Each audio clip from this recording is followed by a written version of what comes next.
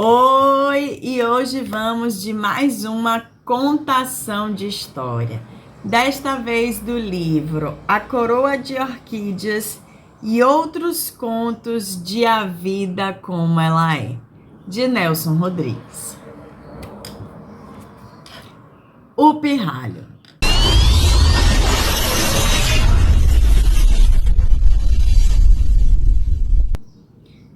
Era uma menina muito boazinha, incapaz de fazer mal a uma mosca. E a rigor, seu grande e talvez único defeito era o seguinte: não gostava de crianças. Ou por outra, não tinha como, ela própria admitia. Paciência, dizia das crianças. Fazem muito barulho, são muito levadas, me põe nervosa. Mesmo os sobrinhos, que eram os amores, a irritavam. Marita não os deixava em paz numa marcação de enervar. Não mexe aí, vai embora e vê se não enche. Ai, que coisa chata. É claro que as mães não gostavam nem um pouquinho. Vendo os filhos enxotados, uma não se continha. Você tá perturbando meu filho, hein? E ela? Você me desculpe, mas eu não posso, não está em mim. A outra, entre dentes, observava. Nada como um dia atrás do outro, e você há de ser mãe. Marita não dizia nada, ou enrolava uma desculpa, mas fazia para si mesma a reflexão. O espeto do casamento é esse negócio de filho. Enfim, o tempo foi passando e lá um belo dia, eis que Marita está se casando com Clodomir. 2 meses depois, apareceu com umas manifestações esquisitas, inclusive enjoos, náuseas, vertigens. Clodomir, novato dessas situações, telefonou para um médico. Contou ao médico os sintomas tintim por tintim. O outro foi lacônico. Batata. O filho nasceu. Marita ainda não tinha 1 ano de casada. Dir-se-ia que apanhara a gravidez sob protesto. Vivia praguejando.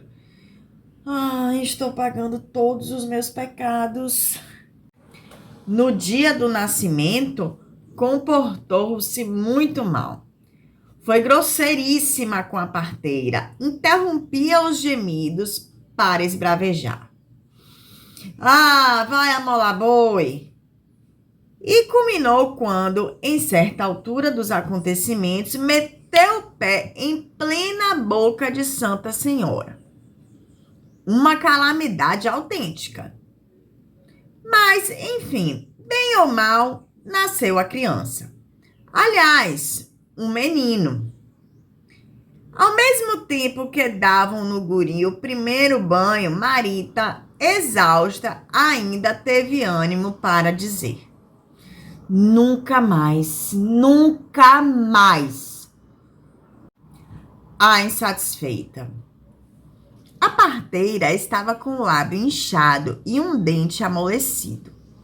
Mas a sua experiência profissional era variada e a forrava de paciência e misericórdia. Disse que doente sempre tem razão, etc, etc. 15 dias depois, Marita já gritava com o filho, fazia verdadeiros escândalos. Mas olha só que criança porca! E impingia a fralda substituída ao marido.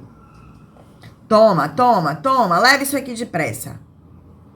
Cheirava as próprias mãos, ia lavá-la com sabonete e, não contente, recorria à água de colônia. O marido, amargurado com esses exageros, ponderava: afinal de contas, é teu filho, nosso filho. E ela, espalhafatosa: por acaso a fralda do nosso filho não cheira mal, hein? Ah, que calma. Relaxada. Durante 2 anos, não puderam ter babá por um motivo muito simples. As finanças do casal não andavam boas. Enquanto não vinha a ama, era o próprio pai quem mudava as fraldinhas do guri. Marita continuava com a mesma intolerância ou pior. E, conforme o caso, fechava as narinas entre os dedos numa exclamação: ai, que horror! Nem sempre, porém, o pai estava em casa e Marita, quisesse ou não quisesse, era obrigada a substituí-lo naquelas funções. Tiro e queda, perdia logo o apetite. Já várias pessoas observavam a boca pequena que aquilo já passava dos limites. Não podia ser normal. E a alegria de Marita foi tão intensa que, por fim, sem querer, sem sentir, ela foi relaxando. Passava, às vezes, horas sem mudar a roupa do menino. O marido chegava, ia direto ao berço e seu primeiro cuidado era examinar a fralda. A exclamação explicava: molhada. E reclamava que Marita precisava tomar cuidado. O filho poderia se resfriar, etc, etc. E ela: tenha dó, que diabo. Infância triste. Então, o menino foi crescendo sem nenhum carinho e com assistência apenas paterna. De Marita tinha apenas ralhos, puxões de orelhas, blasfêmias, chineladas. Qualquer arte que ele fizesse, já sabe, a mãe trovejava. Não sei por que esse diabo nasceu, batia sem dó numa fúria alucinada. Peste do inferno! Excomungado, olha que eu te arrebento. A vizinha, diante dessa dissipação de crueldade, fazia seus comentários. Peste é ela. Tratado em casa a pontapés, o menino, que se chamava Elinho, era um triste, um doente. Aos 4 anos, teve coqueluche. Marita se enfurecia até com os acessos de tosse que o deixavam roxinho. Saltava: para com essa tosse.